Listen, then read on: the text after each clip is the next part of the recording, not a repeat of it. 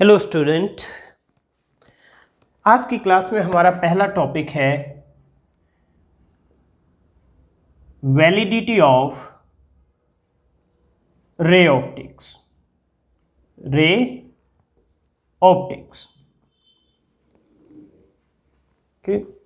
अगर आपके पास एक लाइट है वेवलेंथ लैम्डा और अगर वो एक अपर्चर से पास करती है जिसकी विड्थ डी है तो उसका एंगुलर सेपरेशन यानी एंगुलर विड्थ होगी lambda by D. A light of wavelength lambda on passing through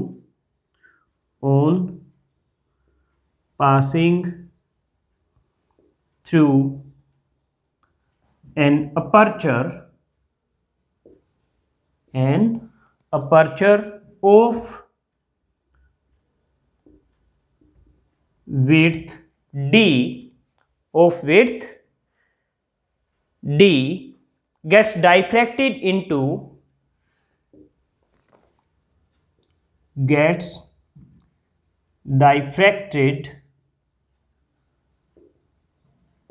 into a beam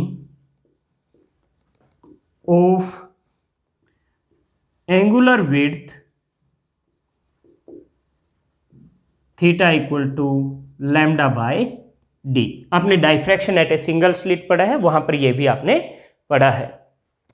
तो अगर अपर्चर से स्क्रीन की डिस्टेंस कैपिटल डी है, okay, if screen is eight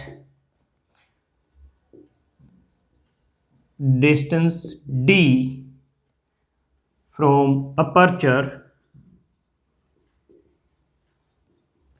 then linear width क्या होगा? Then linear width it will be theta into D. तो ये होगा लैम्डा डी बाय डी। मान लीजिए एक्स है तो इक्वल टू एक्स। तो रे ऑप्टिक्स वैलिड होती है जब तक ये एक्स की वैल्यू बहुत कम है, यानी डाइफ्रैक्शन जब तक बहुत ज्यादा सिग्निफिकेंट नहीं है तब तक रे ऑप्टिक्स वैलिड है। ओके, तो ray optics is valid, ray optics is valid if x is small, if x is small। Okay, तो अब हम इससे फ्रेजनल डिस्टेंस का कॉन्सेप्ट इंट्रोड्यूस करेंगे। तो फ्रेजनल डिस्टेंस क्या है? फ्रेजनल डिस्टेंस है कैपिटल डी की वो वैल्यू जिसके लिए x की वैल्यू d के इक्वल हो, x की वैल्यू d के इक्वल हो। जबकि d क्या है? d तो ये विड्थ है और यहां पर स्क्रीन पर ये स्क्रीन है, तो ये जो सेपरेशन हो वो भी x हो, वो भी d के इक्वल हो। Means up to Fresnel distance, Fresnel distance को हम df लिखेंगे। अप टू फ्रेजनल डिस्टेंस जो आपका डाइफ्रैक्शन है वो सिग्निफिकेंट नहीं है। इस डिस्टेंस तक आपकी रे ने डाइफ्रैक्शन करना शुरू नहीं किया है सिग्निफिकेंटली। ओके, तो वो जो डिस्टेंस है स्क्रीन और अपर्चर के बीच में उसको फिर फ्रेजनल डिस्टेंस कहेंगे, जहां तक आपका डाइफ्रैक्शन सिग्निफिकेंट नहीं हुआ है। क्यों नहीं हुआ है? क्योंकि जो स्प्रेड है बीम का वो अपर्चर के इक्वल है यहां तक। ओके, तो यहां से हम अभी लिखते हैं फ्रेजनल डिस्टेंस। ये आपको समझाने के लिए बनाया है ये डायग्राम, मैंने आपको लिखने की जरूरत नहीं है नोटबुक में या साइड में कहीं लिख लें अपने रेफरेंस के लिए तो लिख सकते हैं। ओके, तो यहां से हम इंट्रोड्यूस करेंगे Fresnel distance.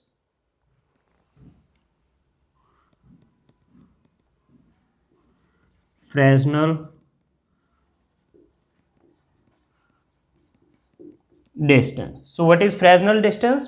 The distance at which diffraction spread of a beam, the distance at which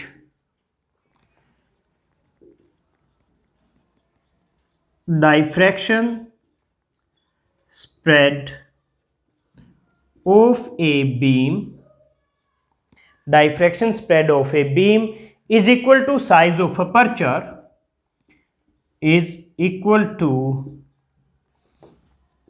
size of aperture is called Fresnel distance, is called Fresnel distance.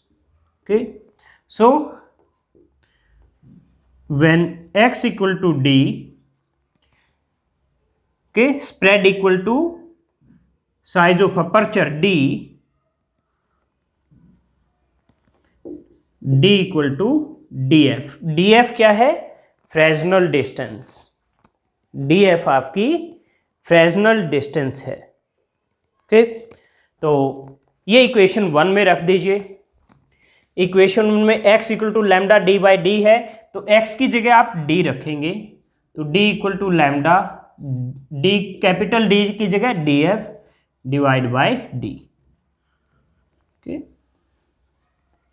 तो यहां से d स्क्वेयर आ गया आपका लैम्डा df और df आ गया d square by lambda. तो ये है आपकी Fresnel distance. Okay, Fresnel distance. Okay, अब उसके बाद अगर आपकी जो d है that is less than df, if d is less than df, तो आपका रे ऑप्टिक्स क्या होगा, वैलिड होगा, क्योंकि यहां तक ये कंडीशन फुलफिल होगी. Ray optics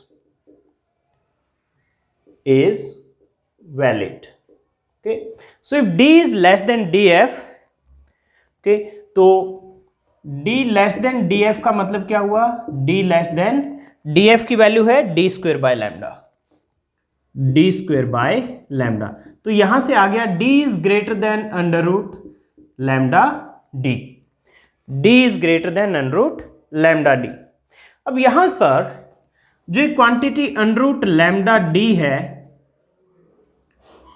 this is called df, size of Fresnel zone.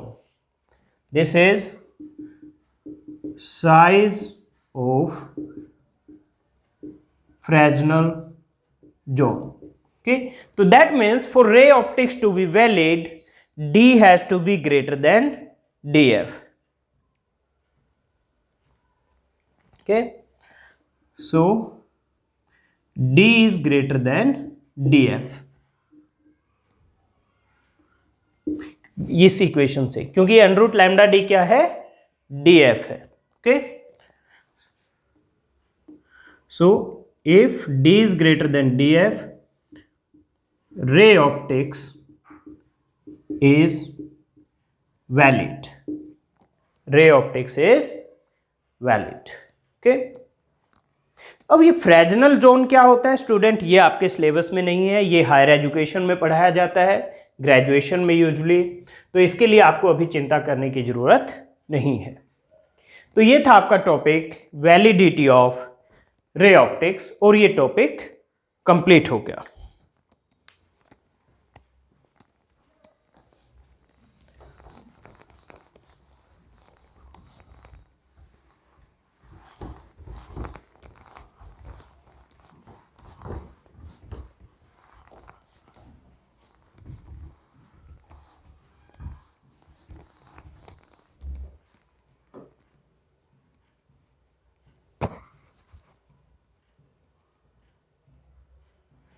Next topic है student difference between interference and diffraction.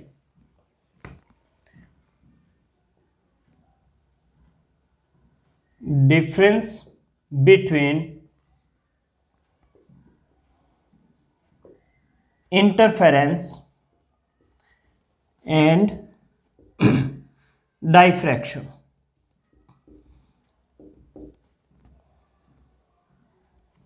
Okay, तो एक तरफ हम इंटरफेरेंस लिखेंगे और एक तरफ डाइफ्रैक्शन, यानी हम टेबल की फॉर्म में कंपेयर करेंगे दोनों को पॉइंट वाइज। तो पहला पॉइंट है, इंटरफेरेंस में आपके पास दो सोर्सेज होते हैं जबकि आपके पास डाइफ्रैक्शन में सिर्फ एक सोर्स होता है। तो यानी interference secondary wavelet of two different sources के सुपरपोज करते हैं उससे होता है, जबकि diffraction secondary wavelet of single source यानी सेम सोर्स के अगर वो सुपरपोज करते हैं तो डाइफ्रैक्शन होता है। तो हम पहला पॉइंट लिखेंगे, in this two secondary wavelets superpose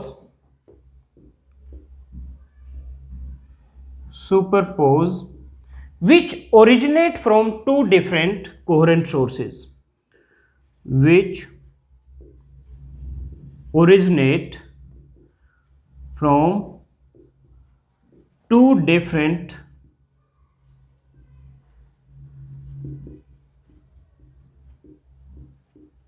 coherent sources।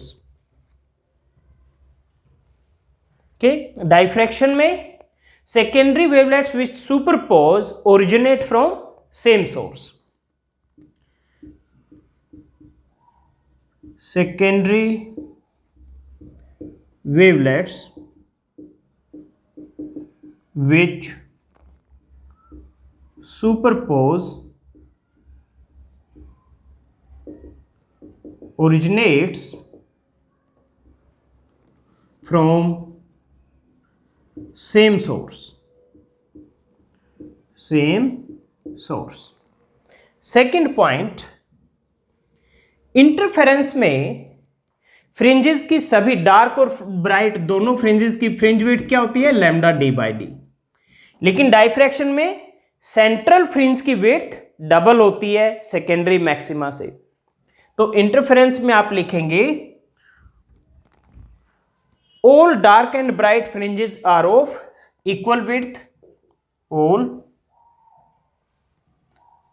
Dark and bright fringes are of equal width। इसमें width of central maxima is double of secondary maxima। width of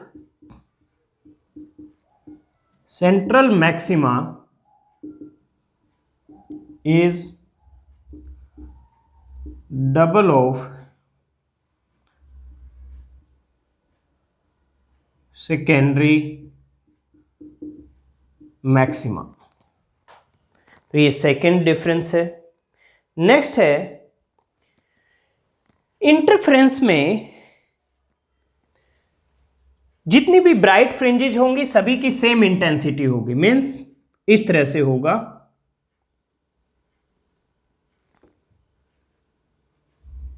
यानी इक्वल इंटेंसिटी होगी। जबकि आपने डाइफ्रैक्शन का देखा, जैसे जैसे आप सेंट्रल पॉइंट से दूर जाते हो इंटेंसिटी कम होती जाती है। तो number 3, all bright fringes are of same intensity, all bright fringes are of same intensity. ये आपको यहां टेबल में बनाना नहीं है डायग्राम, ये सिर्फ आपको बताने के लिए मैंने बनाकर दिखाया था। इधर आप लिखेंगे, intensity of bright fringes decreases as we go away from central maxima.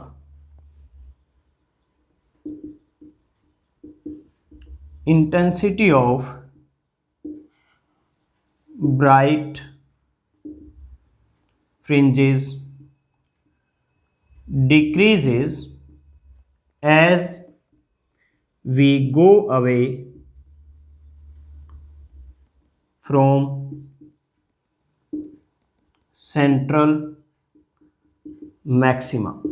ये थर्ड डिफरेंस था। फिर नेक्स्ट फोर्थ डिफरेंस क्या है, इंटरफेरेंस में अगर एम्पलीट्यूड इक्वल हैं तो डार्क फ्रिंजेस परफेक्टली डार्क होंगी, लेकिन डायफ्रैक्शन में डार्क फ्रिंजेस परफेक्टली डार्क नहीं होती। तो regions of dark fringes, regions of dark fringes are perfectly dark, perfectly dark। Diffraction में फोर्थ पॉइंट आएगा, regions of dark fringes are not perfectly dark, regions of dark fringes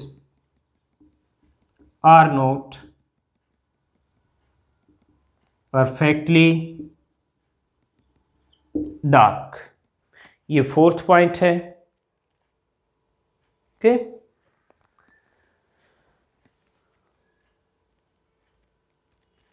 तो student ये थे कुछ differences between interference and diffraction. और ये एक ऐसा टॉपिक है जो मैक्सिमम बच्चों को नहीं पता होता।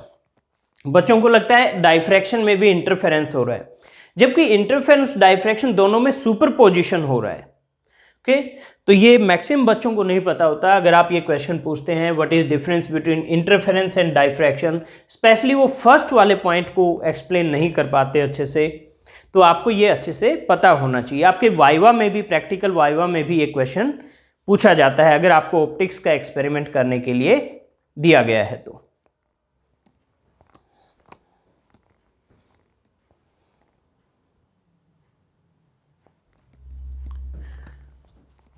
ओके स्टूडेंट, आज की क्लास हम यहीं एंड करते हैं। नेक्स्ट क्लास में मिलते हैं आपसे नेक्स्ट टॉपिक के साथ।